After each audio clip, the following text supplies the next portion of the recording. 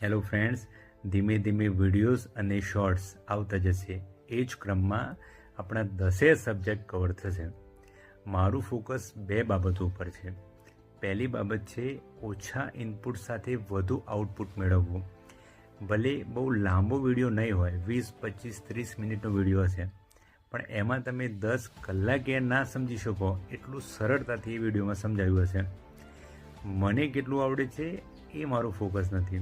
હું એકદમ ઠોઠ વિદ્યાર્થીઓ, એકચ્યુઅલમાં ઠોઠ હશે એવું હોતું નથી, પણ જેને નથી કોન્ફિડન્સ એવા વિદ્યાર્થીના દિમાગમાં પણ આ કન્સેપ્ટ સરળતાથી નાખી શકું, એ મારું પહેલું ફોકસ છે.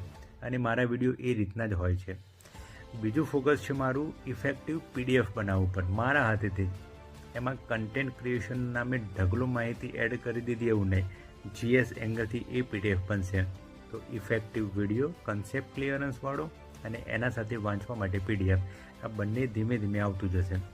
તમે ખાલી પેશન્સ રાખી અને એને સમજી અને આગળ ભણતા જાઓ.